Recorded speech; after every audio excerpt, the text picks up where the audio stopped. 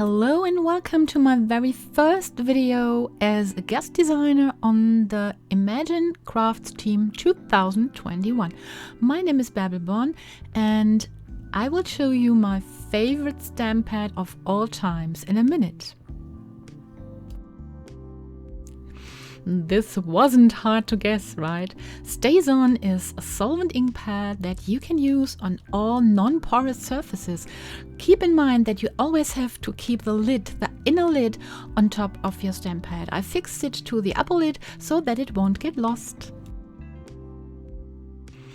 I have bought this very special stamp pad many years ago, and after heavy usage it will dry out or be empty. But don't worry, you can always re-ink your beloved stamp pad with the StazOn re-inker like I do here.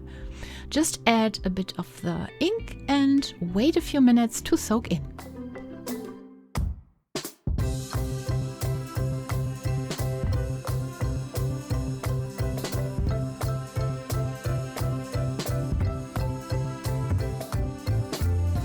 StazOn is my favorite stamp pad for recycle projects. I collect everything I can get my hand on, like these plastic lids from food containers. They come for free and usually you put them in the bin, but I collect them to make fun projects with it. They come in various sizes and shapes. For this project, I try the size that I need for my stamp. I have to get rid of this edge.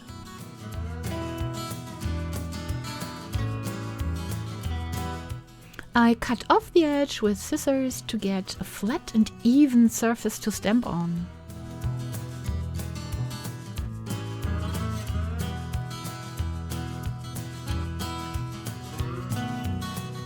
This rubber stamp is brand new and I never used it before. That's why he looks so shiny and new.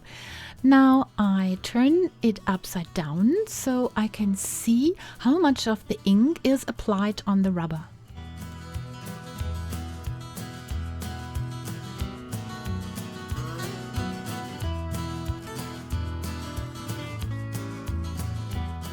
For showing the process of printing, I put my plastic on top, but you will see what happens because I moved the plastic. And my print was smeared, but I kept it in the video to show you that you do not have to worry about making mistakes because you can clean this surface and make a second try.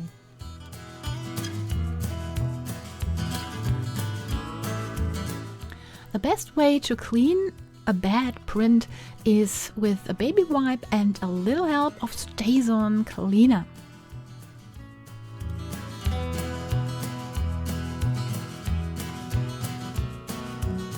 Now you can go for another try as often as you like and until you are happy with the result.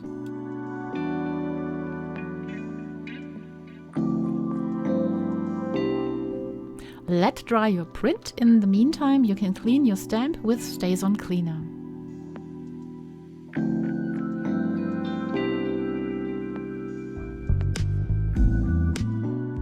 And now it looks almost shiny and new, right?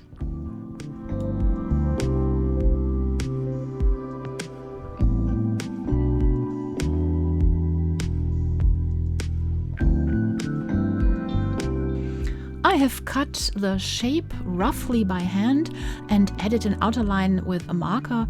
This gives me a kind of handmade look. If you want to make a more precise cut, use your die cutting or your plotting machine.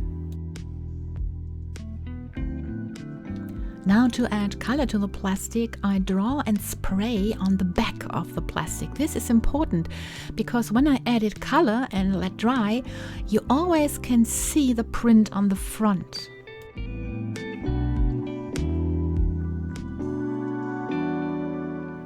To add acrylics on the back, you can use a spray like I did. You can use a cardboard box like this, but better do it outdoors because better ventilation is always good. the acrylic paint has to be really, really dry if you go on with your project. I have been a little bit impatient and you see some flaws on my project, but on the front it's really flawless. What I love with this plastic project is the sheen and the shimmer you get. Look at this. Imagine you use this as a bottle tag, or you make two of them and glue them together back to back, and you get the perfect window hanger. And there are so many more ideas you can use this project for. For example, for a greeting card. The glossy surface of the plastic gives you a very unusual look for your project. It's hard to see here in this video, but I made some images, some pictures for you that you can see at the end of the video. Thank you for watching. Bye!